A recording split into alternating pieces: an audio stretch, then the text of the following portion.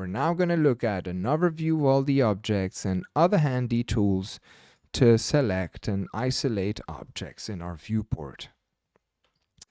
For that, we'll go to the layout here on the left, which has a white background.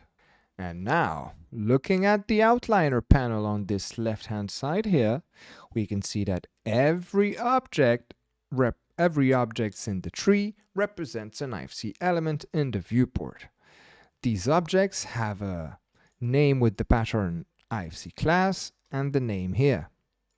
The class prefix is the type of object and the name is simply the name of your object. Examples of classes are IFC building story, IFC column, IFC covering, etc., etc. This naming convention makes it easy to quickly spot and search for certain objects based on their name.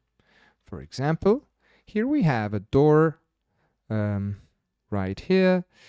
It's been selected in the viewport, so let's go to View, Frame Selected, and we've zoomed onto this door, and it also became the point of rotation. Oof. By default, this hierarchy will always begin with an IFC project, and it'll then go from large spaces down to smaller spaces. We'll start with a site, then a building story, a building, followed by building stories, and each building story may contain spaces. Then spaces may also contain objects. Let's look at our kitchen space here. Oh, we have quite a few things. This model is incomplete, but hey. Next, let's look at how to navigate this tree here. You can press the triangles to toggle the hierarchy. And you can also isolate parts of your project based on these collections here. So let's isolate a single building story. Let's zoom out a bit and then click on the tick box to hide the whole project. And now we can notice, first of all, that we have two objects that aren't part of any building story. These are part of the building, are part of the site. Okay, so I'll move them right now. That's done. Okay, so looking at this building story ground floor, we'll tick this box and it'll automatically bring out the ground floor. This has hidden everything else except the ground floor.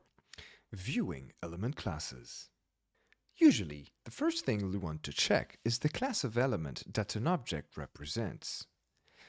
To view an object's class, click on an object in the viewport panel or in the outliner, then switch to the Object Properties panel, which is this little square here.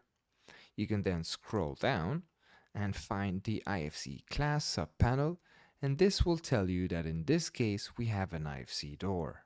After IFC door, it says door. This is known as the predefined type.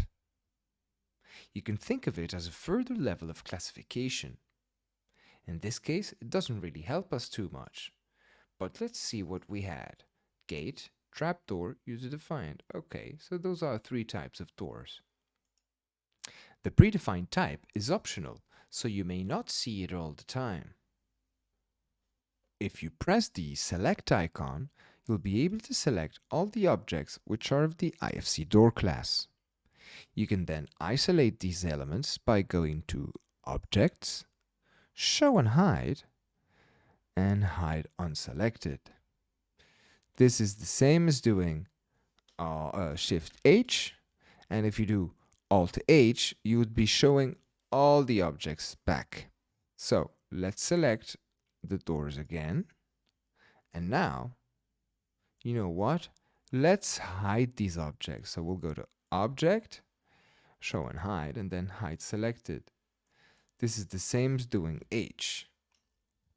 Okay, let's carry on.